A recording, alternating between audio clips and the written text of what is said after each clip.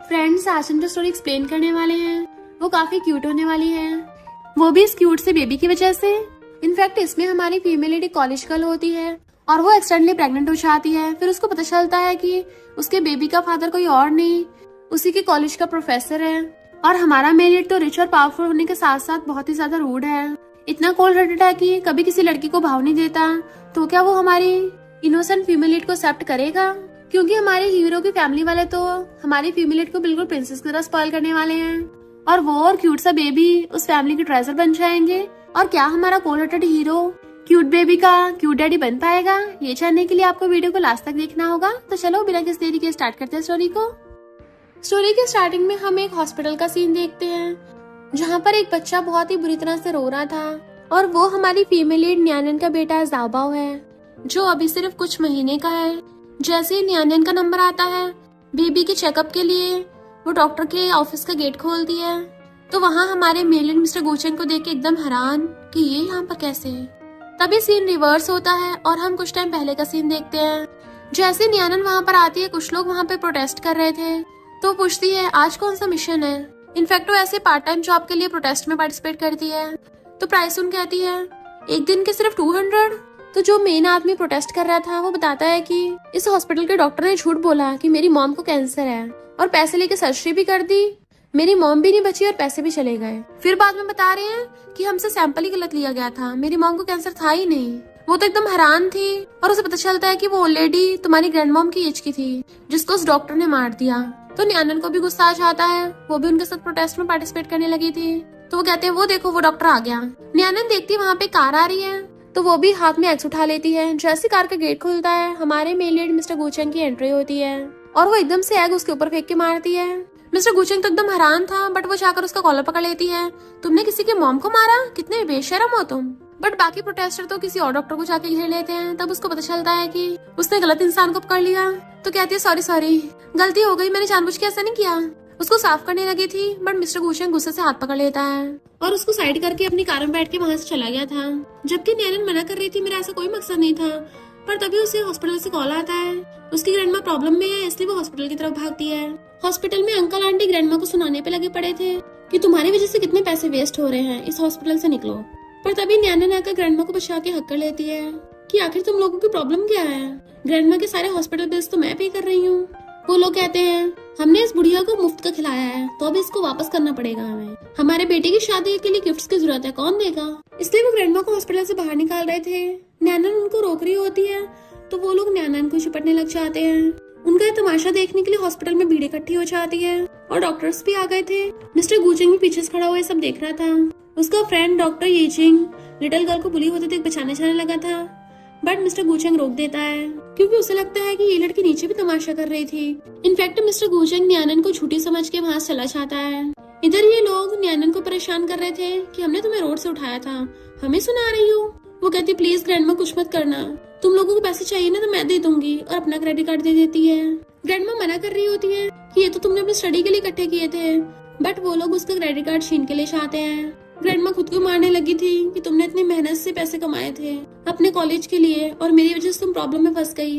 वो कहती कोई बात नहीं ग्रैंडमा, पैसे तो मैं और कमा लूंगी, आप मेरे पास हो, मेरे लिए वही काफी है। और दोनों रोते एक दूसरे को हक कर लेती हैं।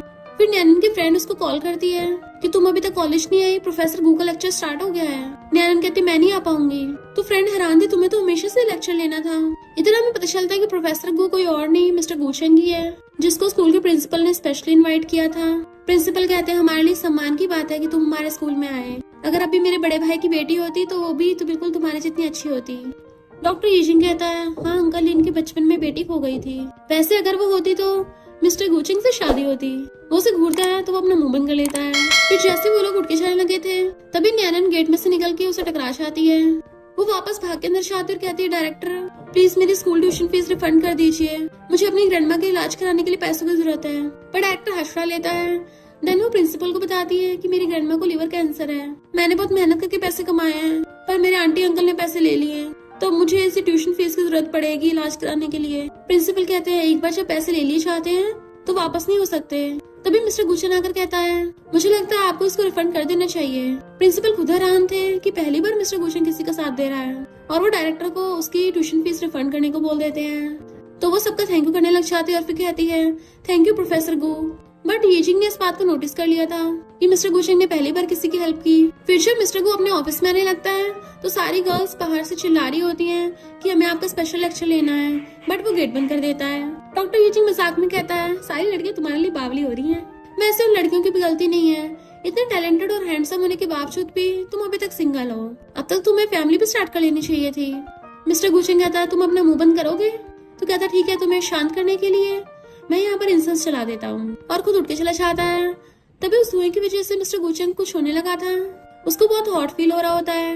इतने वहाँ पर न्याना चाहती और कहती प्रोफेसर गु, और आगे पूछती तुम्हें क्या हुआ। उसके फोरहेड को टच करके चेक करने वाली थी, बट वो उसका हाथ पकड़ लेता है। तुम्हें किसने यहाँ पे भेजा? तो कहती है तुम्हें तो फीवर लग रहा है, पानी लेकर आती हूँ। बट वो उसे खींच के सोफे पे गिरा लेता है। न्यानन को कुछ गड़बड़ लग रही थी और कहती है मुझे तुमसे कुछ बात करनी थी, पर तुम्हें अनकंफर्टेबल हो रहा है तो मैं किसी और दिन आऊंगी। पर अचानक से जैसे उठ के चलने लगी थी उसका खुद का सिर छिड़ाने लग जाता है। इनफैक्ट उस पर भी इंसेंस का असर हो गया तो वहीं रह जाती है। तो कहते प्रोफेसर को प्लीज मेरी हेल्प करो। उसे टच कर रही थी तो उसका हाथ पकड़ लेता है। अब देखो तुमने स्टार्ट किया है तो बाद में रिग्रेट मत करना।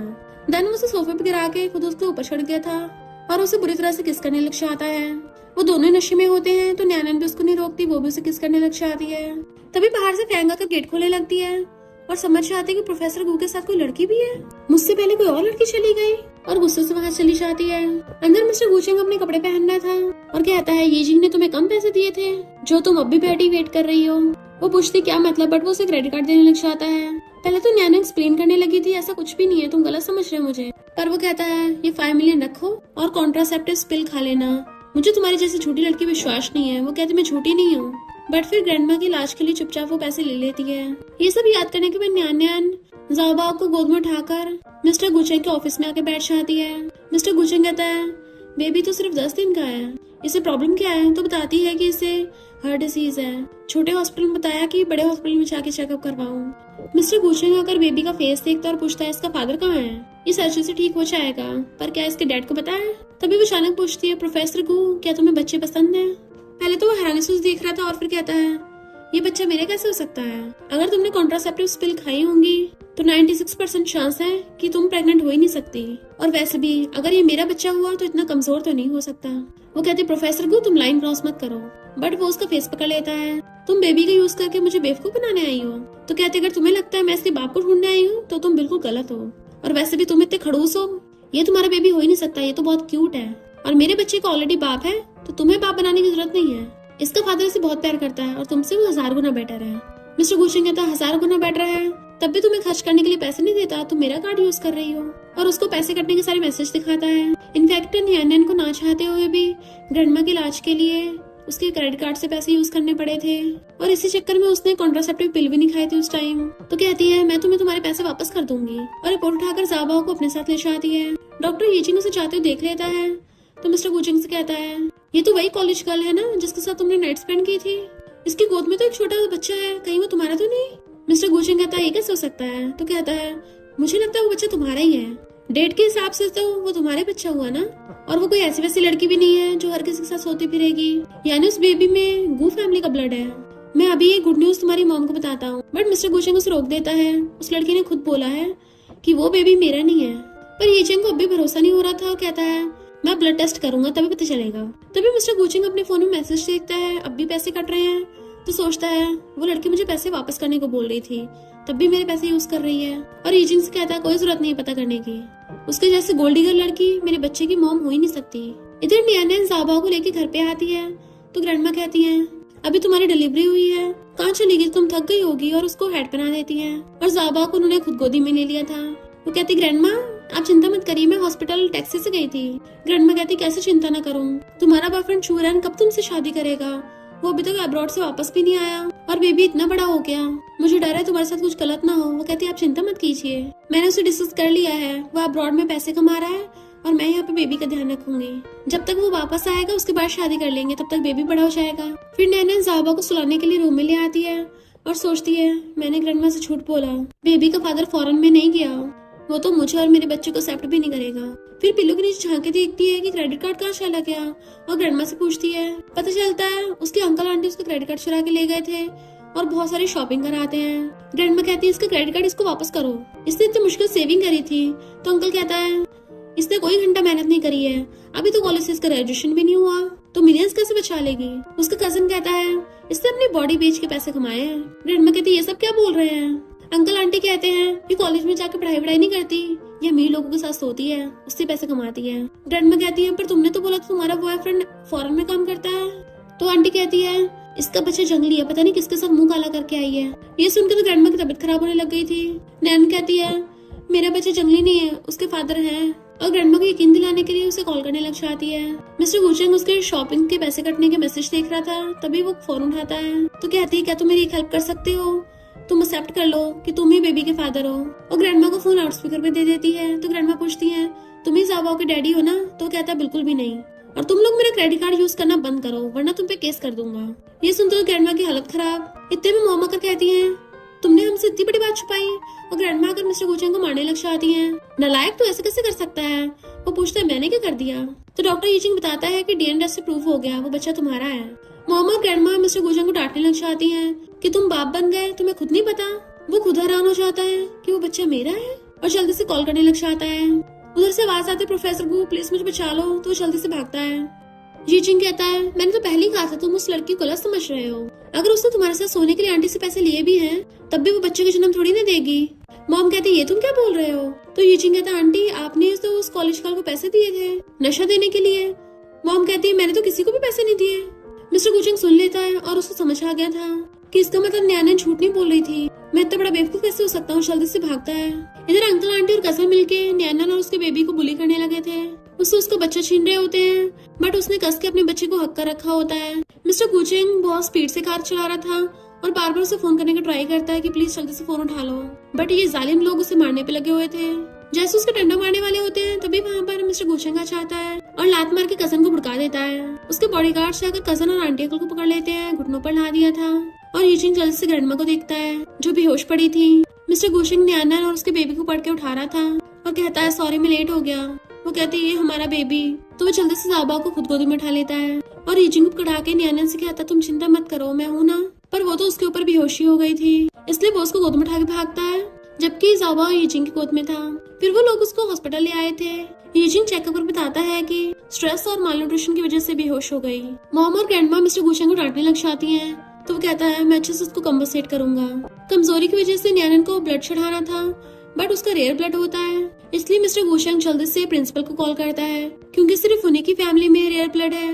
अंकल इन पूछते हैं क्या हुआ किसको ब्लड की जरूरत है। तो प्रिंसिपल बताते हैं एक स्कूल गर्ल है जो मिस्टर गुचेंग के बच्चे से प्रेग्नेंट हो गई। फैंग ये सुन के एकदम हैरान मिस्टर गुचेंग का बेबी। इधर डॉक्टर ग्रैंडमा को पकड़ के लेके आते हैं। तो ग्रैंडमा पूछती है क्या तुम ही ज़ाओबाओ के डैडी हो। वो हाँ करता है तो ग्रैंडमा उसको मारने लग जाती है। वो उनको प्यार से बिठाता और सॉरी बोलने लगा था। तो वो कहती है अब सॉरी बोलने की जरूरत है, तुम्हारी वजह से इसने कितना कुछ सहा है। इतनी कम एज में प्रेग्नेंट हो गई और कॉलेज से निकाल दिया गया और बेचारी को मुझसे भी झूठ बोलना पड़ा। तुम्हें रिस्पॉन्सिबल होना चाहिए था। मिस्टर गुचेंग की मॉम और ग्रैंडमा न्यानन की ग्रैंडमा से माफी मांगती है और उसे कहती है अभी के अभी ग्रैंडमा से माफी मांगो। तो वो घुटनों पर बैठ जाता है कि अब से मैं न्यानन और ज़ाओबाओ का अच्छे से ध्यान रखूंगा। तो ग्रैंडमा बेचारी उसे अपनी बैंक नोटबुक दे देती है कि ये मैंने ज़ाओबाओ की सर्जरी के लिए बचा के रख रखे थे। पहले मेरे बिल्स पे करने की वजह से न्यानन कॉलेज नहीं जा पाई और फिर ज़ाओबाओ भी बीमार हो गया। वो वापस करने लगा था तो ग्रैंडमा कहती मैं तो ओल्ड हो गई हूँ, तुम रख लो। इसको मैंने बचपन में उठाया था और तब से लेके 20 सालों से ये सहती आ रही है। तो वहाँ पर अंकल लेना चाहते हैं और वो फैंग को कहते हैं अभी कभी माफी मांगो। तो फैंग मिस्टर गुचेंग से माफी मांगने लग जाती है। मॉम पूछती है यहाँ ये सब क्या हो रहा है। तो अंकल इन बताते हैं कि फैंग ने मिस्टर गुचेंग को नशा दिया था। इनफैक्ट फैंग ने उस इंसेंस में नशा मिला दिया था जो कि यीचिंग को पता ही नहीं था। मॉम और ग्रैंडमा गुस्सा करती है तो फैंग कहती है वैसे भी तो गू फैमिली और लिन फैमिली में मैरिज कॉन्ट्रैक्ट है। डैड कहते बकवास बंद करो, मिस्टर गुचेंग की शादी मेरी बेटी से होनी थी, तुमसे नहीं। वो कहती मैं भी तो आपकी गॉड डॉटर हूँ। फिर न्यानन की ग्रैंडमा पूछती है क्या तुम न्यानन से शादी नहीं करोगे। तो वो अंकल इनसे बोल देता है कि मैं न्यानन और ज़ाओबाओ की रिस्पॉन्सिबिलिटी लूंगा। अंकल इन कहते हैं जिस दिन मेरी बेटी वापस आएगी तुम्हें तो उससे शादी करनी पड़ेगी। तो मिस्टर गुचेंग की मॉम कहती है तुम्हारी बेटी तो पिछले 20 सालों से गायब है। डैड कहते हैं फिर क्या हो गया, वो कभी ना कभी तो वापस आएगी, मुझे पूरा भरोसा है। इतने में न्यानन को होश आ गया था। अंकल ने मिस्टर गुचेंग का कॉलर पकड़ लिया होता है कि तुम इस लड़की के लिए हमारे टीचर स्टूडेंट का रिलेशनशिप खराब कर रहे हो। भूल गए तुम और मेरी बेटी बचपन में दोस्त थे। वो कुछ रिप्लाई नहीं करता तो वो गुस्से से वहां चले जाते हैं। फैंग कुछ बोलने वाली होती है तो मिस्टर गुचेंग कहता है मैं अंकल लिन की वजह से तुम्हें इस बार माफ कर रहा हूँ, तो अब जाओ यहाँ से। पर वो सोचती है इस लड़की ने मिस्टर गुचेंग को मुझसे चुराया है। तो मैं इसे नहीं छोड़ने वाली, और गुस्से से चली जाती है। मॉम मिस्टर गुचिंग कहती है बेबी को दिखाओ जरा इसे। ग्रैंडमा भी उससे कहती है कि तुम्हारा अच्छे से ध्यान रखेगा। मिस्टर गुचिंग जाओबा को उठाकर न्यानन को गोद में पकड़ा देता है। वो कहती बेबी मम्मी ने तुम्हें बहुत मिस किया, और उसे हक कर लेती है। मॉम कहती है बेबी तो बिल्कुल न्यानन की तरह स्माइल करता है, इस नलायक आइस पैक की तरह मुंह बना कर नहीं रखता। मिस्टर गुचिंग भी कहता है जाओबा बिल्कुल तुम पे गया है, और खुद गोद में उठा लेता है कि तुम अभी सही से रिकवर नहीं हुई हो। फिर न्यानन अपने गले के पेंडेंट को देखने लगी थी। मिस्टर गुचिंग उसके बारे में पूछता है तो ग्रैंडमा बताती है कि जब मुझे न्यानन मिली थी ये तभी से उसके गले में है, हो सकता है इसके पेरेंट्स ने इसको दिया हो। न्यानन कहती है भले मैंने अपने पेरेंट्स को कभी नहीं देखा, पर ये जेड पेंडेंट से हमेशा मुझे लगता है वो मेरे आसपास है, मुझे उनका लव फील होता है, और अब यही लव मैं अपने बेबी को भी दूंगी। देन उस पेंडेंट को जाबा को पहना देती है। इधर हम देखते हैं अंकल इनके पास वही वाला पेंडेंट है, और वो अपनी वाइफ की फोटो के सामने खड़े और रो रहे थे कि सॉरी मैं अभी तक हमारी बेटी को ढूंढ नहीं पाया। बचपन में जिस लड़के के साथ हमने उसकी शादी पक्की की थी वो एंगेजमेंट तोड़कर किसी और से शादी कर रहा है, भला वो हमारी बेटी के साथ ऐसे कैसे कर सकता है। इतने वहाँ पर मिस्टर गुचिंग आता है और कहता है टीचर, तो वो कहते हैं मुझसे बात मत करो, मैं एंगेजमेंट कभी नहीं कैंसिल करूंगा। मिस्टर गुचिंग कहता आपने और आपकी वाइफ ने मुझे बचपन से पढ़ाया है, मैं आपका एहसान कभी नहीं चुका सकता, पर न्यानन और बेबी तो इनोसेंट है ना। अंकल इन कहते हैं मेरी बेटी भी तो इनोसेंट है, पिछले 20 सालों से वो गायब है, पता नहीं उसको सही से खाना भी मिल भी पा रहा होगा या नहीं, कहीं वो बीमार ना हो, पता नहीं उसे कैसा फील होता होगा। मिस्टर गुचिंग कहता मुझे पूरा विश्वास है आपकी बेटी अभी भी जिंदा होगी, और मैं उसको ढूंढने में आपकी पूरी हेल्प करूंगा। अंकल इन उस पेंडेंट को देख रहे थे कि जब तक मेरी बेटी नहीं मिल जाती तुम शादी नहीं कर सकते, और गुस्से से वहां चले जाते हैं। बट मिस्टर गुचिंग उस पेंडेंट को नहीं देख पाता। इधर मॉम और ग्रैंडमा न्यानन को घर पे ले आए थे, बताते हैं कि अब से तुम्हारा घर भी है, और हमने तुम्हारी ग्रैंडमा का रहने का बंदोबस्त भी कर दिया, उनकी चिंता मत करना। और तो और वो दोनों उसके लिए काफी सारी शॉपिंग भी कर लाए थे, बहुत एक्सपेंसिव और न्यूट्रिशन वाली चीजें ले आए थे कि इससे तुम्हारी हेल्थ अच्छी हो जाएगी। वो कहती ग्रैंडमा इतना काफी है, पर ग्रैंडमा कहती बिल्कुल भी नहीं, और क्लैपिंग करती हैं। तभी वहाँ पे बहुत सारे मेड्स लाइन लगा कर आती हैं, और उन सबके हाथों में कुछ न कुछ होता है। ग्रैंडमा बताती है कि ये हमारे विलास के प्रॉपर्टी पेपर्स हैं, प्राइवेट आइलैंड के प्रॉपर्टी पेपर्स हैं, और ये सारी ज्वेलरी स्पेशली तुम्हारे लिए है, जो मैंने तुम्हारे लिए खरीदी है। तुम्हारी स्टडी बीच में रुक गई थी ना, तो तुम आगे स्टडी करना चाहती हो या फिर कोई काम करना चाहती हो, तुम पे डिपेंड करता है, तुम जो मर्जी कर सकती हो, हम तुम्हें सपोर्ट करेंगे। मॉम कहती है और मैंने फ्रांस से तुम्हारे लिए कस्टम मेड ड्रेसेस मंगवाई हैं, तुम्हें सब ट्राई करनी है। वो मना कर रही होती है। ग्रैंडमा कहती है मुझे तो अभी काफी नहीं लग रही, और जल्दी से फोन करके कहती है स्विट्जरलैंड का सबसे बड़ा स्काई रिसोर्ट मुझे मेरी ग्रैंड डॉटर इन लॉ के लिए खरीदना है, और उसे कहती है विंटर वेकेशन पे हम वहाँ पे स्काइंग के लिए जाएंगे, तुम्हें पसंद आएगी। वो कहती है ग्रैंडमा मुझे स्काई करना नहीं आता। तभी पीछे से मिस्टर गुचिंग आकर कहता है कोई बात नहीं मैं सिखा दूंगा।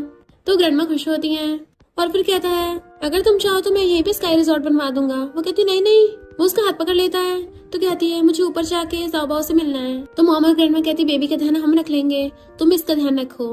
तो कहता है हाँ मैं अपनी वाइफ का अच्छे से ध्यान रखूंगा, और उसे रूम में ले आता है।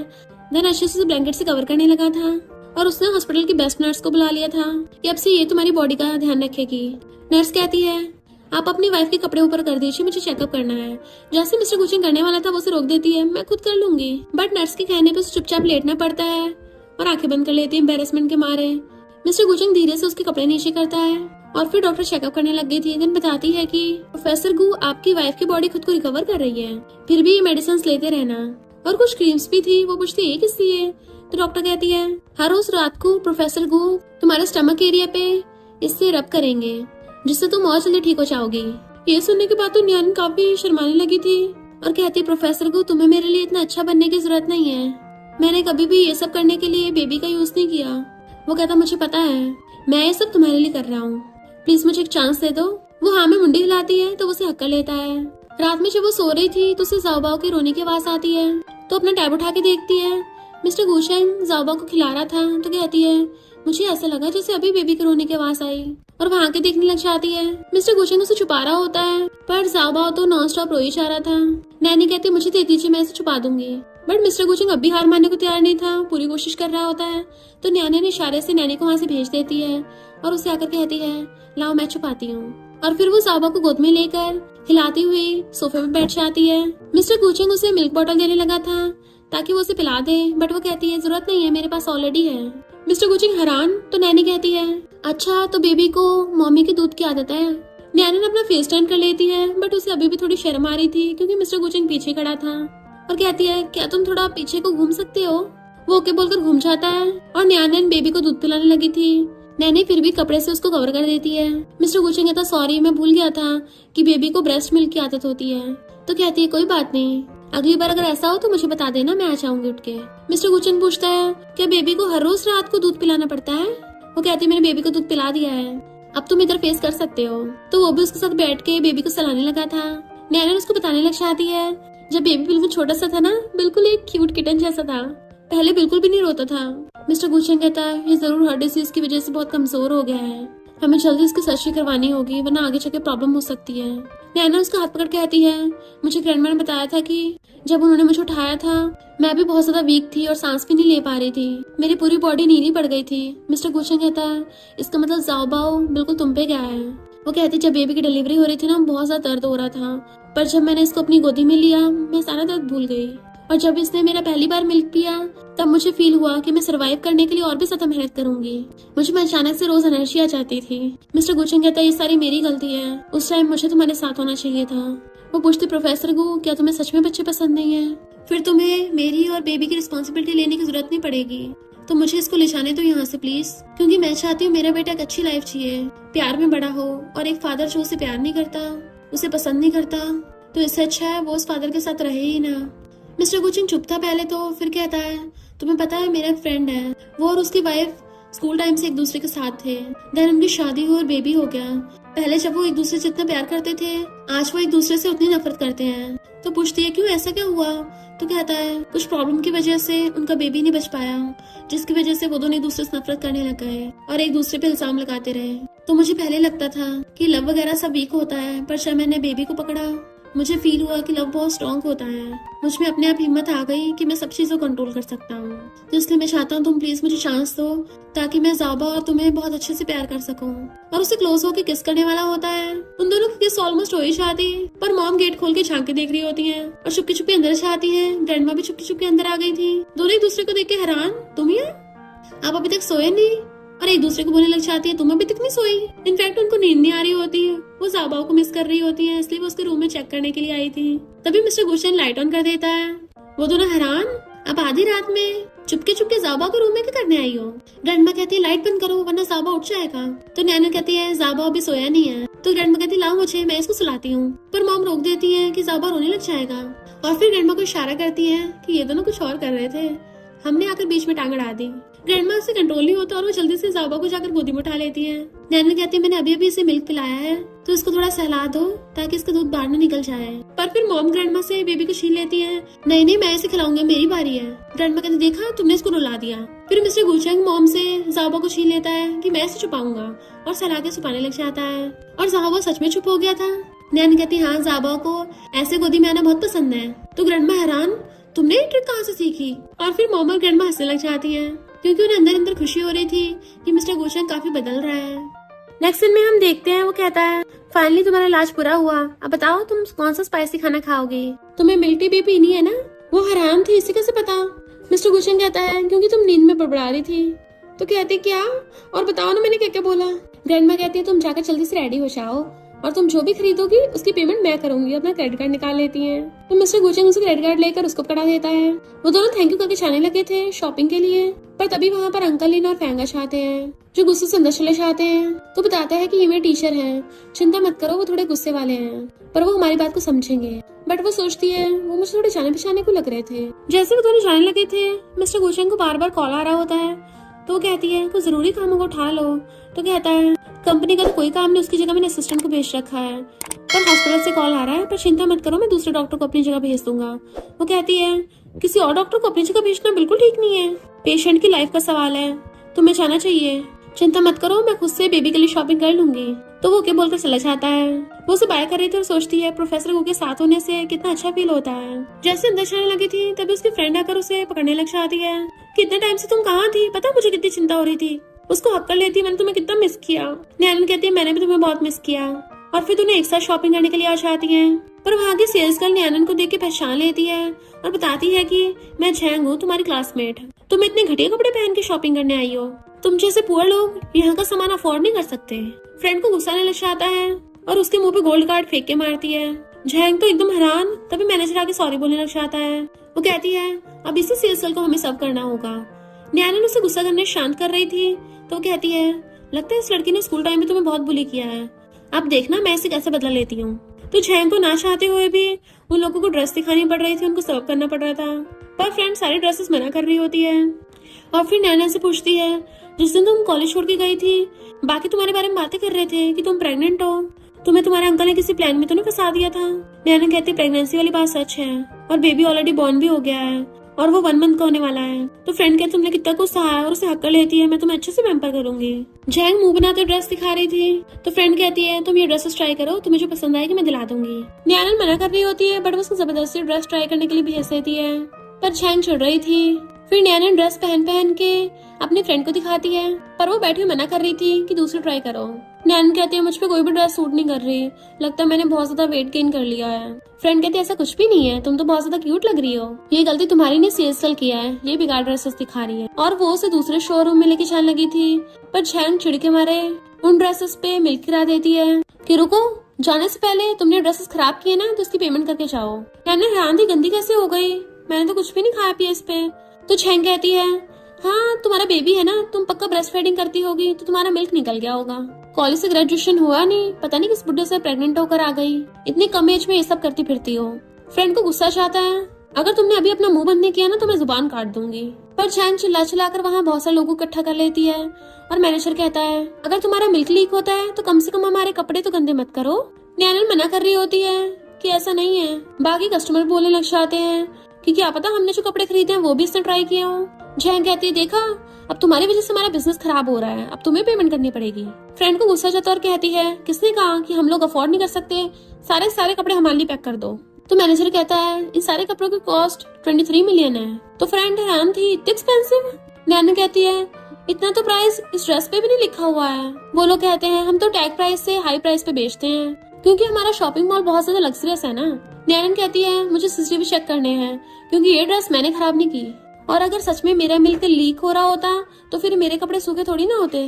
झैंग कहती है हम कैसे मान लें, तुम्हें अपने अंदर के कपड़े निकाल के दिखाना पड़ेगा। एक लड़का आकर कहता है लाओ मैं चेक कर देता हूँ, और आके उसकी ड्रेस खींचने लगा था तो बेस्टी से दूर धक्का मार देती है। वो कहता है मैं तो मजाक कर रहा था। बेस्टी कहती है मैं अभी पुलिस को बुलाऊंगी और सच सबके सामने होगा। मैनेजर कहता है तुम किसे धमकी दे रही हो, उसका फोन छीन लेता है। वो अपना फोन वापस छीनने लगी थी, नैनन उसकी हेल्प करने वाली होती है पर झैंग उसे पकड़ लेती है और वो उसे नीचे गिरा के उसे बुली करने लगी थी तो नैनन उसे धक्का मार देती है। झैंग गुस्से में तूने मुझे गिराया और वेस्ट उठा के उसके सिर पे मारने लगी थी। बेस्ट उसे बचाने के लिए भागती है बट उससे पहले मिस्टर गुशन आकर झैंग का हाथ पकड़ लेता है और उसे धक्का मार के भुड़का देता है। देन उसके बॉडीगार्ड्स ने उसको पकड़ लिया था। वो उसे देखने लगी थी तो मिस्टर गुशन उसे पकड़ के खड़ा करता है तो भागकर जाकर अपनी बेस्टी को खड़ा करती है। बेस्टी एकदम हैरान थी प्रोफेसर को। नैनन उसको बताती है कि ये लोग बोल रहे हैं मैंने इनके कपड़े खराब किए पर मैंने नहीं किए। झैंग और मैनेजर को मिस्टर गुशन की आइडेंटिटी नहीं पता होती, वो लोग उसको पुअर समझ रहे होते और कहते हैं तुम लोग उन ड्रेसेस का प्राइस ही नहीं पे कर पाओगे। मिस्टर गुशन कहता अच्छा बताओ कितने चाहिए। नैनन कहती है जब मैंने कपड़े गंदे नहीं किए तो हम पैसे क्यों दें। पर मिस्टर गुशन हाथ पकड़ के उसको शांत करता है और कहता है बताओ वो सारे ड्रेसेस कितने की हैं। बेस्टी नैनन को पीछे खींच के धीरे से पूछती है तुम्हारा प्रोफेसर गू के साथ क्या रिलेशनशिप है और ये तुम्हारे लिए पैसे देने को तैयार क्यों हो रहा है। नैनन कहती है क्या ऐसे सच में लगता है कि मैंने कपड़े गंदे किए हैं इसलिए एम्बेरसमेंट के मारे पैसे दे रहा है। मैनेजर कहता 5 मिलियन। बेस्टी हैरान झूठ बोल रहा है। नैनन उसे देने से मना कर रही थी बट वो उसे शांत कर देता है और अपनी पॉकेट में से कुछ निकालने लगा था। नैनन को लग रहा था कि इसे मुझ पर भरोसा नहीं है। मिस्टर गुशन कहता है ये रहा 5 मिलियन का चेक। तो वो लोग कहते हैं इनको बेवकूफ बनाना कितना आसान है, 5 मिलियन से हम एकदम रिच हो जाएंगे। पर झैंग जेलस हो रही होती है, इतना रिच और हैंडसम लड़का इस बेकार से नैनन को कैसे मिल गया, मैं इसको इससे छीन लूंगी। और आके कहती है हैंडसम मैन ये चेक मुझे दे दो, बट वो उसे पकड़ने नहीं देता। बेस्टी कहती है ये लड़की तो सरासर प्रोफेसर के ऊपर ट्राई मार रही है। जैसे झैंग मिस्टर गुशन को टच करने वाली थी वो पीछे हो जाता है और उसका बॉडीगार्ड पकड़ लेता है उसको। बेस्टी गुस्सा जाता है कितनी शेमलेस है, मन कर रहा अभी कभी से सबक सिखा दूं। नैनन बस यही सोच रही थी कि प्रोफेसर को ऐसा कर क्यों रहा है, क्या मैं उसके लिए इतनी एम्बैरेसिंग हूँ। पर मिस्टर गुशन कॉल कर कहता है अभी 5 मिनट में पहुंचो। इधर हम देखते हैं उस मॉल का जो बॉस होता है उसका असिस्टेंट भाग के बताता है कि मिस्टर गुशन बाकी कंपनियों के साथ मिलके हमें बैंकरप्ट करने वाला है क्योंकि हमारे एम्प्लॉयज ने उसको फेंड कर दिया। तो शॉपिंग मॉल का बॉस जल्दी से भागता है। इधर मिस्टर गुशन उस चेक को जमीन पे फेंक देता है।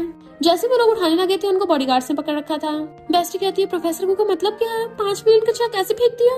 नैनन सोचती है 5 मिलियन गू फैमिली के लिए 50 रुपए के बराबर है। मिस्टर गुशन उसका हाथ पकड़ के उसे अपने साथ सोफे पे बैठा लेता है। मैनेजर कहता तुमने चेक क्यों फेंका। मिस्टर गुलशन कहता है क्योंकि तुम्हें देने के बजाय मैंने फेंकना ज्यादा बेटर समझा। मैनेजर कहता तुम्हें पता भी है हमारा स्टोर शहर के सबसे बड़े स्टोर में से आता है और हमारे प्रेसिडेंट और मैं ओल्ड क्लासमेट हैं, तो तुम्हें इसका भुगतान करना पड़ेगा।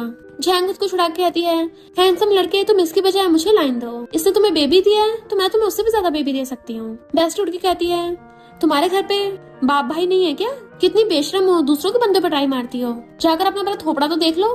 प्रोफेसर को तुम्हारे जैसे को भाव भी नहीं देते। बट मैनेजर और झैंग तो अपनी पूरी अकड़ में होते हैं। तभी वहाँ पर वो शॉपिंग मॉल का बॉस आ जाता है तो वो दोनों शिकायत करने लग जाते हैं, पर बॉस उसी मैनेजर के थपड़ा मार देता है और मिस्टर गुचेन से माफी मांगने लगा था। मिस्टर गुचेन कहता तुम्हारे पास सिर्फ 3 सेकंड बचे हैं। वो 3, 2, 1 काउंट करता है। तभी मिस्टर गुचेन का बंदा आकर बताता है कि इस कंपनी के सारे मॉल्स हमने बैन करा दिए। तो वो बॉस पैरों में गिर के मिस्टर गुचेन से माफी मांगने लगा था। मैनेजर और झैंग भी गिर जाते हैं। मिस्टर गुचेन कहता तुम लोग पावर का यूज करके वीक लोगों को बुली करते हो, तुम्हारे साथ ये होना चाहिए। बेस्ट इस कान में कहती है प्रोफेसर गू का इन नमूनों को सबक सिखाने का तरीका बड़ा मस्त है। वैसे मुझे भी नहीं पता था कि प्रोफेसर को इतना ज्यादा पावरफुल है। अब तो इन लोगों के बचने का कोई चांस नहीं है। नैनन प्रोफेसर गू को कहती है क्या ये सही होगा? वो कहता है इन लोगों ने मेरी वाइफ को बुली किया है और गू फैमिली की यंग लेडी को बुली करने का यही पनिशमेंट होती है। नैनन कहती है पर अगर इनका बिजनेस बैंकरप्ट हो गया तो बहुत लोगों की जॉब चली जाएगी। इनके स्टोर में जो एम्प्लॉयज काम करते हैं उनके बारे में सोचो, उनकी फैमिलीज के बारे में सोचो। शॉपिंग मॉल का बॉस कहता है मिसेस को सही कह रही हैं, हमारी कंपनी हर साल चैरिटी ऑक्शन में बहुत सारे कपड़े डोनेट करते हैं, प्लीज मिस्टर गुचेंग हम पे दया करो। वो कहता है ठीक है अपनी वाइफ के लिए तुम्हें बख्श रहा हूँ, पर तुम्हें अपने प्रॉफिट का कम से कम 10% पुअर लोगों को डोनेट करना पड़ेगा। तो वो मान जाता कि मैं 100 मिलियन डोनेट करने के लिए रेडी हूँ। मिस्टर गुचेंग कहता है एक बात याद रखना, तुम्हारे इस मैनेजर और इस सेल्स गर्ल झैंग की वजह से तुम्हारा 100 मिलियन का लॉस हुआ है, तो अभी ये तुम पे डिपेंड करता है कि तुम कैसे इनसे वसूल करते हो। बॉस उन दोनों को वहाँ से बाहर फेंकवाने लगा था, पर तभी नैनन कहती रुको, मुझे पूरा यकीन है ये कपड़े मेरी वजह से गंदे नहीं हुए हैं, तो पता करना है ये कपड़े कैसे गंदे हुए। यहाँ पे सीसीटीवी तो होंगे ना, तो पता चल जाएगा। बॉस का तभी चेक करवाता हूँ तो झैंग कहती है तुम इतनी इनोसेंट बनने का नाटक क्यों कर रही हो, इतनी कम एज में प्रेग्नेंट हो गई, पता नहीं कितने लड़के तुम्हें रख रहे हैं। पर तभी मैनेजर उसको थपड़ा मार देता है कि ये सब ये कर रही है, मैंने कुछ भी नहीं किया, आप गुस्सा मत करिए, मैं इसको सबक सिखाऊंगा। यानी इस मैनेजर ने तो एकदम पलट लिया। तभी वो लोग वहाँ के सीसीटीवी चेक करते हैं जिसमें दिख जाता है कि झैंग ने उन कपड़ों पे मिलकर आया था। कस्टमर्स कहते हैं यानी कि झैंग बेचारी नैनन पे झूठा इल्जाम लगा रही थी, इसको तो पुलिस के हवाले करना चाहिए। वो रेंगती हुई चुपके चुपके भागने लगी थी, पर बेस्ट जाकर उसे पकड़ लेती है और थप्पड़ों से उसका मुंह लाल कर देती है। देन उन दोनों को उठा के बाहर पटक दिया जाता है। तो मैनेजर उसे मारने लगा था और वो उसे, उन दोनों की आपस में लड़ाई हो गई थी। बट ये झैंग अब भी पास नहीं आती। वो नैनन की कजन को कॉल कर देती है और बता देती है कि नैनन एक रिच आदमी को डेट कर रही है। नैनन कहती इन कपड़ों को फेंकने की बजाय हमें रख लेना चाहिए, बस थोड़े से गंदे हैं। वो कहता ठीक है तुम जो भी कहोगी सही होगा। बेस्ट तो एकदम हैरान हो जाती है, इसका मतलब प्रोफेसर को सच में तुम्हारा हस्बैंड है। वो कहती थी एक्साइटेड मत हो, बहुत लंबी कहानी है, तुम्हें फिर कभी बताऊंगी। वो कहती कोई बात नहीं, शॉर्ट में बता दो, मुझसे वेट नहीं हो रहा। तो कहती है इनफैक्ट प्रोफेसर को वो बोल नहीं पा रही होती। तभी मिस्टर गुचेंग उसे पकड़ के एकदम से कहता है ये मेरी बेबी की मम्मी है। बेस्ट कहती इसका मतलब नैनन गू फैमिली की यंग लेडी है, फिर तो तुम्हें पूरी लाइफ मुश्किल से नहीं जीना पड़ेगा, तुम मस्त होकर जियोगी। और उसके लिए खुश होने लग जाती है। अच्छा खाना खाओगे तो मुझे भी इनवाइट करना है। वो कहती हाँ जरूर। बेस्टी कहती नैनन का अच्छा से ध्यान रखना प्रोफेसर गू, अगर कोई गलती की ना मैं तुम्हें बख्शने वाली नहीं हूँ, जस्ट बिकॉज तुम मेरे प्रोफेसर हो, चाहे जितनी मर्जी बड़ी और रिच फैमिली से हो। मेरा गुस्सा किसी के साथ भेदभाव नहीं करता। नैनन हंस पड़ती है। वो कहता है हाँ मैं अच्छे से ध्यान रखूंगा। देन वो बाय बाय करके वहाँ से भाग जाती है। तभी मिस्टर गुचेंग उसको अपना क्रेडिट कार्ड देता है। तुम्हारी बेस्टी ने बोला ना अगर मैं तुम्हारा अच्छे से ध्यान नहीं रखूंगा तो मुझे उसके मुक्के खाने पड़ेंगे। तो क्रेडिट कार्ड लेके थैंक यू कर देती है। वो कहता है चलो बेबी का सामान लेने चलते हैं। फिर मिस्टर गुचेंग मॉल में जाकर कहता है सारी एक्सपेंसिव चीजें पैक कर दो। तो कहती है जरूरी नहीं सारी एक्सपेंसिव चीजें सबसे ज्यादा सुटेबल हो, हमारे बेबी काफी हेयर्स है तो उसको ये वाली हैट ज्यादा सूट करेगी, हमें खुद उसके लिए एक चीज चूज करनी है। जंप सूट में अच्छे सांस नहीं आता तो ये स्कर्ट बेटर है।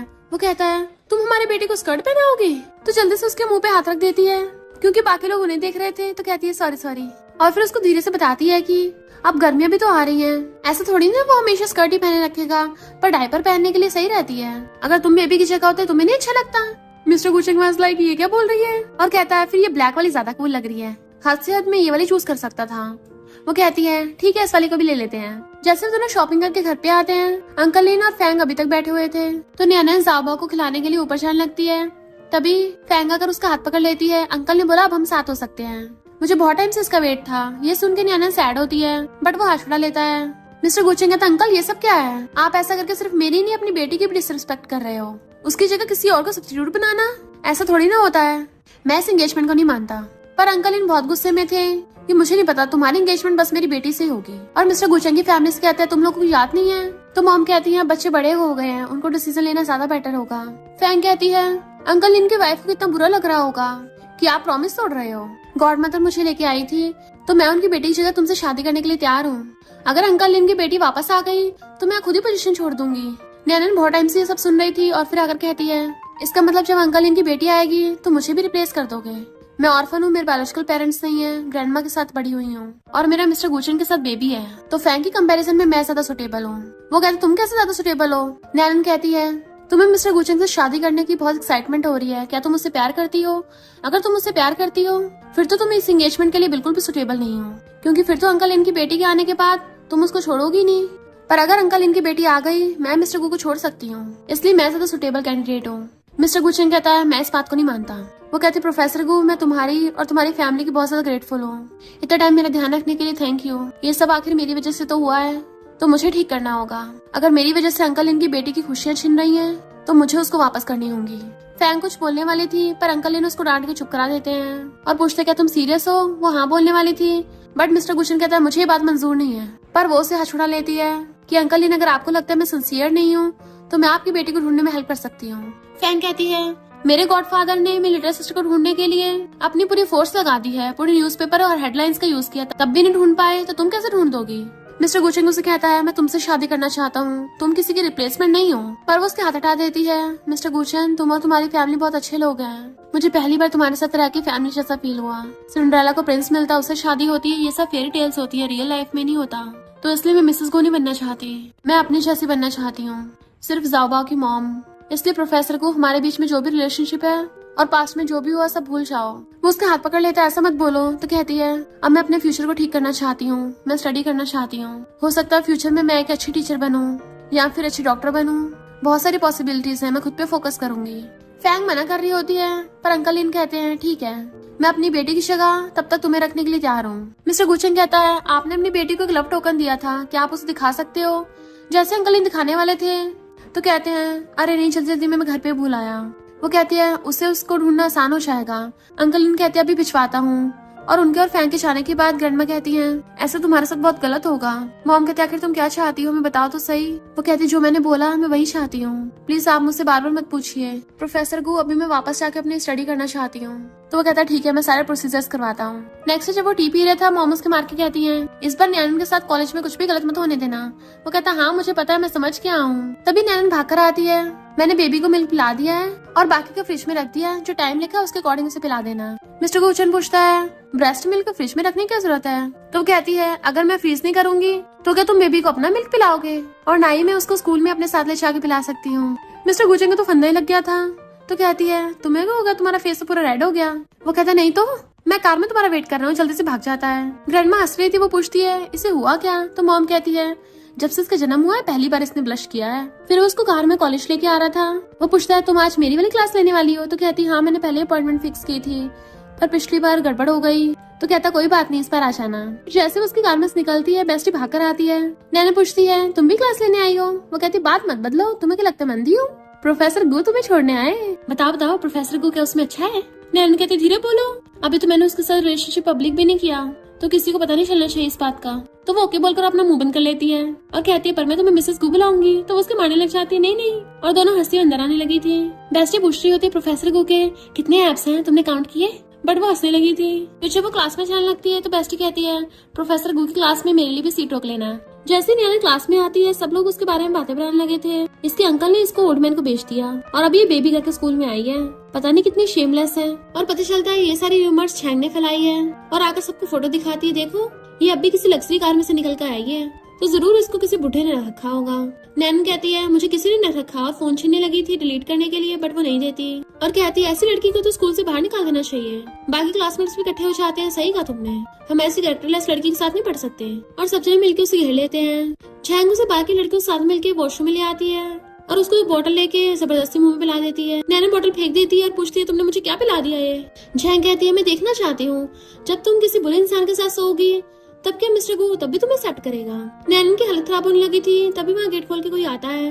इधर मिस्टर गुशन स्कूल के प्रिंसिपल से बात कर रहा था कि पिछली बार नैनन ने स्कूल में काफी कुछ सहा है, इसलिए इस बार उसका ध्यान रखना कि उसे कोई प्रॉब्लम ना हो। मैं नहीं चाहता उसे चोट लगे। प्रिंसिपल कहते हैं, मुझे लगता है तुम हमेशा से कोल्ड हो, पर सोचा नहीं था तुम उस लड़के के साथ थोड़ा डिफरेंट बिहेव करते हो। क्या तुम्हें उसके लिए फीलिंग्स है या फिर तुम बेबी की वजह से उसके साथ हो, रिस्पॉन्सिबिलिटी की वजह से शादी करना चाहते हो? वो कहता स्टार्टिंग में हमें फीलिंग्स नहीं थी, कुछ मिसअंडरस्टैंडिंग की वजह से मैंने उसको डिसलाइक किया, पर इतना टाइम उसके साथ रहने से मुझे पता चल गया वो कितनी इनोसेंट है और काइंड भी। उसके साथ रह के मुझे बहुत अच्छा फील होता है। शायद उसे अभी ये वाली फीलिंग्स नहीं है इसलिए वो ओपन अप नहीं हो रही, पर मैं टाइम और एक्शन का यूज करके उसे अपना लव प्रूव कर ही दूंगा। फिर उसके जाते ही अंकल फैंक को कहते हैं, अच्छा होगा तुम हार मान लो, वो उस लिटिल गर्ल को बहुत पसंद करता है।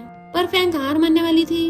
बेस्टी नैनन को कॉल कर रही होती है बट उसका फोन नहीं लगता, तो वो प्रोफेसर गो से जाके पूछती है। वो कहता है सुबह तुम लोग साथ में थे? तो कहती है मुझे भी नहीं पता, हमारी मॉर्निंग क्लास सेम नहीं थी, हमने सोचा तुम्हारा लेक्चर हम साथ में लेंगे, पर वो अभी मिल नहीं रही, कहीं वो किसी प्रॉब्लम में तो नहीं फंस गई। तो मिस्टर गुचन खुद उसे कॉल करने लगा था, तभी फैंक उसे पकड़ के खींच लेती है बट उससे हंसड़ा लेता है। वो कहती मुझे तुमसे बात करनी है, तो कहता है मेरी क्लास है तो मैं जा रहा हूँ। जैसे जाने वाला होता है उसको स्विच करने लगा था, क्योंकि वहाँ पे उसने इंसेंस लगा रखा था पहले से जिसमें नशा मिला हुआ था, और वो उसे सोफे पे गिरा के खुद उसके ऊपर चढ़ के बैठ जाती है। जब मैं छोटी थी मुझे लगा बड़े होके तुम मुझसे शादी करोगे, तुम उसे इससे पसंद करते हो ना, उसने बेबी दिया है तो मैं भी तुम्हें बेबी दे सकती हूँ, एक बार तुम मेरे से ट्राई करके तो देखो, उस लड़की को भूल जाओगे। जैसे उसे किस करने वाली होती है वो उसे धक्का मार के दूर फेंक देता है और भाग के जाके गेट खोलने का ट्राई करने लगा था तो पीछे से चिपट जाती है। कितना गहरा नशा है, तुम खुद पे कंट्रोल कैसे कर पा रहे हो? इधर ये गुंडा नैनन के साथ बदतमीजी करने लगा था बट उसे धक्का मार देती है और ग्लास आगे कर देती है, अगर पास है तो मार दूंगी, और तो उसकी टकली पे फोड़ देती है। देन वहाँ से जल्दी से भागकर एक वॉशरूम में जाके छुप गई थी और रोने लग जाती, कोई तो आके मुझे बचाओ। इधर मिस्टर गुचन को पता चल गया था कि उस फैंग ने उसको नशा दिया है और उसको दूर फेंक देता है, पर ये बेशरम फिर भी उसे चिपटे जा रही थी कि तुम उस बेबी की चिंता मत करो, उसको मैं अपने बच्चे की तरह पाल लूंगी, बस एक बार मुझे एक्सेप्ट कर लो। तभी बाहर से बेस्टी मिस्टर गुचन को आवाज मारती है कि क्या तुम्हें नैना कुछ पता चला, मुझे वो अब तक नहीं मिली। फैंग कहते वो मिलेगी भी नहीं क्योंकि उसकी रेपुटेशन खराब हो गई है। तो मिस्टर गुचन उसे धक्का मार के भड़का देता है और जोर लगा के गेट खोलने का ट्राई करने लगा था, देन वो गेट तोड़ के बाहर भाग जाता है। इधर ये गुंडा एक एक करके सारे वॉशरूम्स को चेक कर रहा होता है नैनन को ढूंढने के लिए। वो बेचारी अपना मुंह बंद करके बैठी थी, तभी वो गेट तोड़ के अंदर आ जाता है कि अब तुम नहीं भाग सकती हो। जैसे उसके साथ कुछ करने वाला होता है तभी मिस्टर गुशन आकर लात मार के उस गुंडे को भड़का देता है और नैनन को अपने ब्रेसर से कवर कर दिया था। फिर क्या मिस्टर गुशन इतने गुस्से में था, मार मार के उस गुंडे का कछूमर निकाल देता है। ऐसा लग रहा था आज वो उसे चिंता ही नहीं छोड़ेगा। तो नैनन उसको पीछे से हक्कर लेती है और रोकती है कि ये सच में टपक जाएगा। वो कहता तुम्हें कहीं चोट तो नहीं लगी, और उसे हक्कर लेता है। वो कहती है मैं बहुत डर गई हूँ, तो वो उसके हेड से हेड टच करके उसको शांत करने लगा था। वो कहती है मुझे बहुत बैड फील हो रहा है, मुझे जल्दी यहाँ से निकलना है। तो मिस्टर गुशन उसे गोद में उठा के लेके जाने लगा था, इतने में बेस्टी आ जाती है। फैंग जैसे ही मिस्टर गुशन की पीछे आने लगी थी तभी बेस्टी उस गुंडे को वहाँ पे पकड़ लाती है और उसी के रूम में फेंक दिया था। तुझे बहुत आदत है ना ये घटिया हरकतें करने की, जो तूने दूसरों के लिए गड्ढा खोदा है ना, अब देखना अब तू ही उसमें खुद ही धड़ाम से गिरेगी। और बाहर से गेट बंद करके चली जाती है। तो वो गुंडा फैंग को चिपट जाता है। इधर नैना ने मिस्टर गुशन को गिरा लेती है और उसकी टाई खोलने लगी थी। मुझे बहुत हॉट फील हो रहा है। पहले तो उसे रोकता है बट फिर बेड पे गिरा लेता है और उसके लिप्स को टच करता है, पूछता है क्या मैं कर सकता हूँ? मैं तुम्हें फोर्स नहीं करना चाहता, बट वो खुद ही उसे पकड़ के किस करने लग जाती है। फिर क्या मिस्टर गुशन की फायर को जलाने के लिए छोटी सी चिंगारी काफी थी और अपना ब्लेजर निकाल के फेंक देता है। नैनन का हाथ पकड़ के उसे अपने क्लोज कर लिया था। देन वो दोनों पैशनेटली किस करने लग जाते हैं। नैनन भी उसे किस कर रही थी और ऐसे करके वो दोनों दोबारा से साथ में सो जाते हैं। फिर जब नैनन की आइज खुलती है तो उसकी बाहों में वो सो रहा था तो उसको टच करने लग जाती है। जैसे उसको पता चलता है मिस्टर गुशन उठ गया तो वो जल्दी से उठ के जाने लगी थी, पर वो उसे पकड़ लेता है और वापस गिरा के हक कर लिया था। मुझे खाने के बाद भाग रही हो? तो कहती थैंक यू बचाने के लिए। वो पूछता बताओ तुम मुझे कितना लाइक करती हो? थोड़ा सा करने लगी हो ना? और तो और उसका फेस पकड़ के नोज पे किस कर लेता है, उसके हार्ट पे फिंगर रखता है। तुम्हें नहीं शायद तुम्हारे दिल को पता है। वो कहती है मुझे बेबी की याद आ रही है, पता नहीं उसने मिल्क पिया होगा या नहीं, मुझे आके चेक करना होगा। तो उसे पीछे से कर लेता है, चलो साथ में चलते हैं। फिर वो उसका हाथ पकड़ के उसे अपनी कार में ले जाता है, जबकि फैंग दूर से देख रही थी और बहुत ज्यादा गुस्से में थी कि आज उस नैनन की वजह से मेरी धज्जियां उड़ गई। नेक्स्ट डे बेस्टी नैनन को सारा सीन एक्सप्लेन करती है। पता है प्रोफेसर गू की कैसे धांसू एंट्री हुई थी और उसने उस गुंडे को यूं धोया है ना, मजा ही आ गया। वो तुम्हें बचाता हो कितना कूल लग रहा था, फिर तुम्हें अपनी बाहों में उठा के लेके गया। बताओ उसके बाद तुम दोनों जाके क्या क्या किया था? नैनन कहती मुझे नहीं पता, कुछ भी तो नहीं किया। तो वो कहती अच्छा मुझसे छुपाओगी? मेरी नजरों से कोई नहीं बच सकता। अपना फेस देखो कैसे मंकी की बट की तरह लाल हो गया।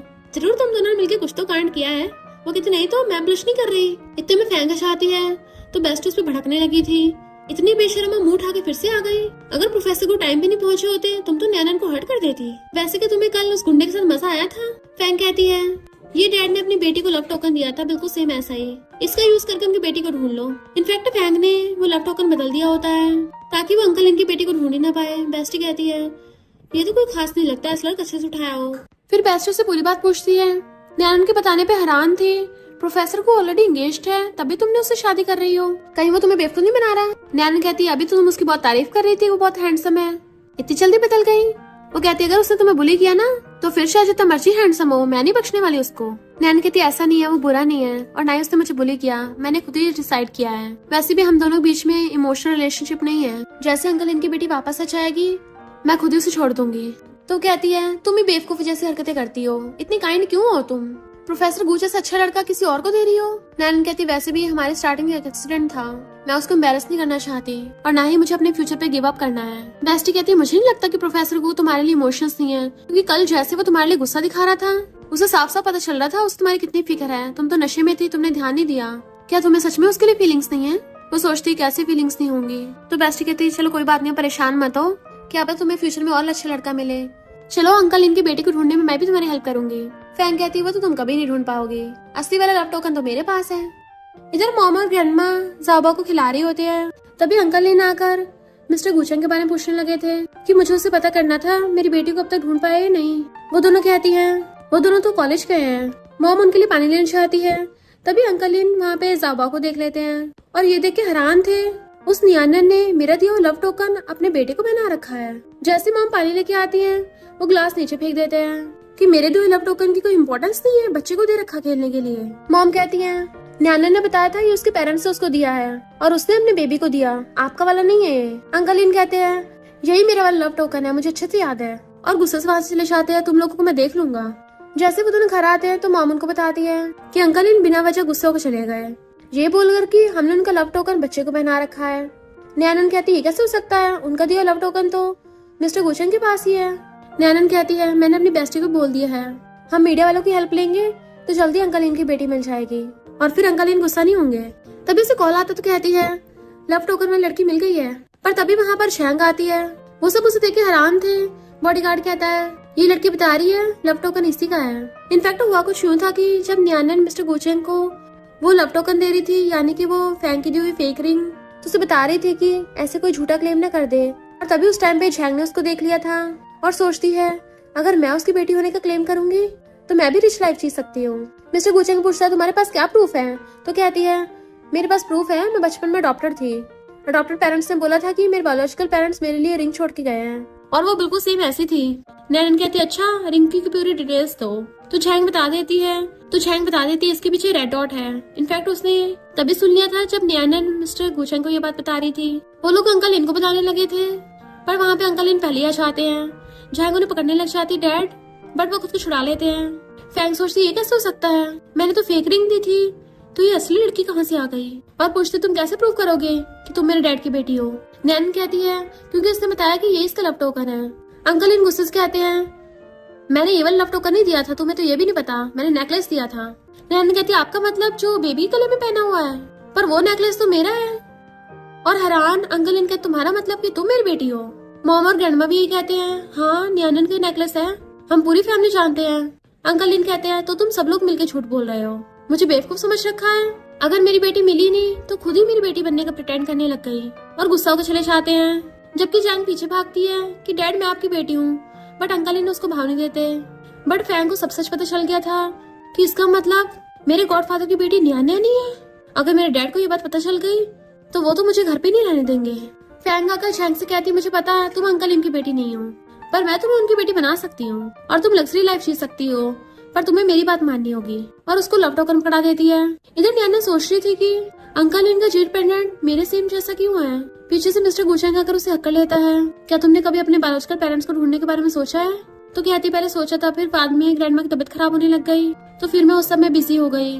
पर क्या तुम मेरे बायोलॉजिकल पेरेंट्स को ढूंढ सकते हो? वो कहता अगर तुम चाहो तो मैं पूरी हेल्प करूंगा। वो कहते तुम सही बोल रहे हो, भले मेरे पास लिटिल बेबी है पर मैं फिर भी अपने बायोलॉजिकल पेरेंट्स को ढूंढना चाहती हूँ। तो वो उसे हक्कर लेता है। इधर फैंग झैंग को कहती है हमारा दुश्मन सेम है तो हम दोनों को हाथ मिला लेना चाहिए, पर एक शर्त पे, तुम्हें मिस्टर गुचेंग की शादी मुझसे करानी होगी। वो भी मान जाती है।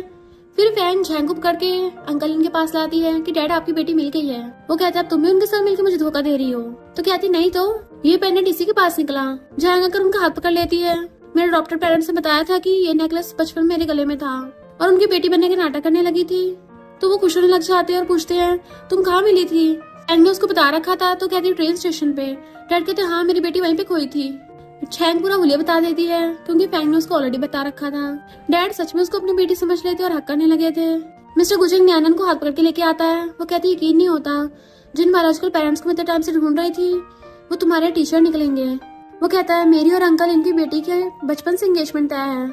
इसका मतलब हमारी तो डेस्टिनी कनेक्टेड है। तुम्हें स्माइल करना चाहिए। और उसको कॉल आता तो कहता है मैंने डीएनए टेस्ट करवाया है उसका रिजल्ट आ गया। तो पूछती क्या रिजल्ट है। वो कहता है अभी हॉस्पिटल जाके रिपोर्ट लेके आता हूँ तब तक तुम अंकल इनसे बात कर लो।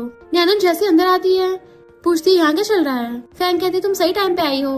डैड को अपनी बेटी झैंग मिल गई है। ये जेट पेंडेंट इसी के पास निकला। झैंग अंकल लिन से शिकायत करने लग जाती है इस लड़की ने शॉपिंग मॉल में मेरी बहुत इंसल्ट की थी। डैड आप मेरे लिए इसे बदला लो। अंकल लिन कहते तुमने मेरी बेटी को बुली किया। वो कहती नहीं तो पहले इसने मुझ पे झूठा इल्जाम लगाया था। और झैंग आकर उसको थप्पड़ मार देती है। अब मुझे मेरे बायोलॉजिकल डैड मिल गए हैं तो तुम मुझे बुली नहीं कर सकती। फिर उसके कहने पे नौकर आकर पकड़ के गिरा देते हैं। अंकल इन कहते कुछ ज्यादा नहीं हो रहा।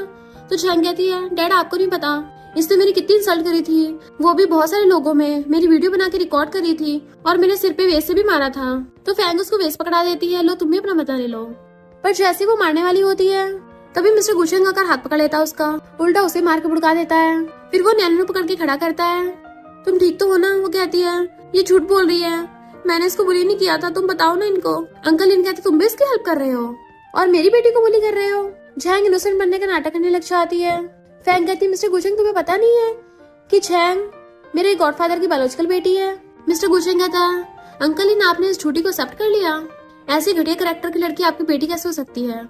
और न्यानन से पूछता वाइफ इसने तुम्हें 2 बार मारा ना।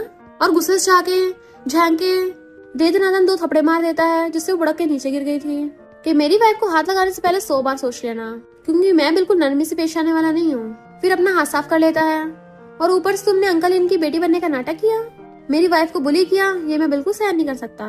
फैंग कहती है डैड देखो ना मेरी लिटिल सिस्टर की चोट लग गई। अंकल इन जैसे उसके पास आने लगे थे मिस्टर गुचेंग उन्हें डीएनए रिपोर्ट देने लगा था कि आपकी और आपकी बायोलॉजिकल बेटी की डीएनए रिपोर्ट है और मेरी वाइफ न्यानन ही आपकी बायोलॉजिकल बेटी है। अंकल इन जैसे डीएनए रिपोर्ट देखते हैं हैरानी हो जाते हैं। मिस्टर गुचेंग ने न्यानन का हाथ पकड़ लिया था और बताता है कि ये फोटो ग्रैंडमा के पास थी जब उन्होंने न्यानन को लिया था और वो जेट पेंडेंट हमेशा उसी गले में था। फैंग कहते डैड जरूर गलत फहमी हुई होगी ऐसे कैसे हो सकता है। पर डैड उसी के थप्पड़ मार देते हैं ये पेंडेंट इस झैंग के पास कैसे आया। तो कहती मुझे नहीं पता। मिस्टर गुचेंग कहता पर मुझे पता है। इनफैक्ट तुमने स्टार्टिंग से ही न्यानन को वो पेंडेंट दिया ही नहीं था ताकि रियल बेटी न मिल जाए और तुमने वो झैंग को दे दिया। वो कहती डैड मेरी बात तो सुनो। पर डैड उसको थप्पड़ा मार के भड़का देते हैं कि मैंने तुम्हारे लिए इतना कुछ किया पर तुम इतनी आसान फरामोश निकली। वो कहती मैंने सब ऐसा इसलिए किया क्योंकि मैं मिस्टर गुचेंग को बहुत लाइक करती हूँ। मैं सहन नहीं कर सकती कोई और उसे ले। डैड कहते हैं वो एंगेजमेंट स्टार्टिंग से तुम्हारे लिए नहीं थी वो मेरी बेटी के लिए थी। तो कहती मैं भी तुम्हारी बेटी हूँ मैरिज प्रॉपर्टी सब कुछ मुझे मिलना चाहिए। पर डैड को गुस्सा चाहता और कहते हैं अब से तुम मेरी बेटी नहीं हो और मैं तुम्हें इस फैमिली से निकालता हूँ। बॉडीगार्ड को बुला के झैंग और फैंग को बाहर फेंकवा देते हैं कि अब से मेरा तुमसे कोई लेना देना नहीं है। अंकल इन उसकी तरफ जाने लगे थे पर नैनन पीछे होकर जाने लगती है वहाँ से। वो जाकर उसका हाथ पकड़ लेते हैं प्लीज बेटी मेरी बात तो सुनो। पर वो हाथ छुड़ा लेती है। अंकल इन मुझे क्या एक्सप्लेन करोगे आपने तो मुझे कभी पहचाना ही नहीं था। आपको बस अपनी बेटी चाहिए थी इसलिए आपने मुझे गलत समझ लिया। चिंता मत कीजिए मुझे अब अपने बायोलॉजिकल पेरेंट्स की जरूरत भी नहीं है। मैं अपनी ग्रैंडमा को बहुत प्यार करती हूँ वही मेरे लिए काफी है। उन्होंने मुझे बचपन से सिखाया है कि मैं सबके साथ अच्छा और काइंड बिहेव करूँ और हमेशा ऑनेस्ट रहूँ। तो मैं अभी ऑनेस्ट रिप्लाई कर रही हूँ कि मुझे आप जैसा फादर नहीं चाहिए। और वहाँ से रोती चली जाती है। अंकल इन उसे रोकने की कोशिश करते हैं तो मिस्टर गुचेंग उन्हें रोक देता है। वो कहते मुझसे बहुत बड़ी गलती हो गई मैं अपनी बेटी को नहीं पहचान पाया और खुद के थप्पड़ मारने लगे थे। मिस्टर गुचेंग कहता अभी आपको इतना इंस्टेंट रिएक्ट नहीं करना चाहिए उसको थोड़ा टाइम देना चाहिए शायद वो बाद में एक्सेप्ट कर ले। फिर हम कुछ टाइम बाद का सीन देखते हैं। मॉम दोनों ग्रैंडमास को बुला रही थी। दोनों ग्रैंडमा वहाँ पे आती है क्योंकि वो फैमिली फोटो खींचने वाले थे। और न्यानन ज़ाबा को गोदी में उठा के लेके आती है और कहती है हस्बैंड जल्दी आओ टाई मैंने वहाँ पे रख दी थी वो पहन के आना। वो चिल्ला रहा होता है ज़ाबा रो रहा है मैं अभी आ रहा हूँ भाग के। तो ज़ाबा को गोदी में उठाती हुई बाहर आ जाती है जहाँ पर मॉम और दोनों ग्रैंडमास थी। मॉम ज़ाबा को अपनी गोदी में उठा लेती है। ग्रैंडमा कहती हैं हम फैमिली फोटो खींचने वाले हैं क्या तुमने अपने डैड को बताया? वो मना करती है। तो ग्रैंडमा कहती हैं 6 महीने बीत गए, मुझे लगता है तुम्हें भी पास्ट को भूल के आगे बढ़ना चाहिए। क्या तुम नहीं चाहती ज़ाओबाओ को ग्रैंडपा का प्यार मिले? वो कहती है अब उनसे कांटेक्ट करूंगी तो बहुत लेट हो जाएगा। तभी मिस्टर गुचिंग डैड को वहाँ पे लेके आ जाता है। अभी इतनी देर भी नहीं हुई। डैड फ्लावर बुके लेके आए थे और कहते देखो बेटी मैं तुम्हारे लिए लेके आया हूँ। जैसे वो उनसे फ्लावर बुके लेती है उनकी आंखों में आंसू आ जाते हैं और फिर वो सब लोग मिलकर साथ में फैमिली फोटो खिंचवा रहे थे और सब बहुत खुश हो रहे थे। और इसी के साथ इस स्टोरी का एंड हो जाता है। अगर आपको ये स्टोरी पसंद आई हो तो लाइक शेयर और कमेंट करते जाना। तो बस थोड़ा सा इंतजार करना, फिर मिलेंगे न्यू स्टोरी में।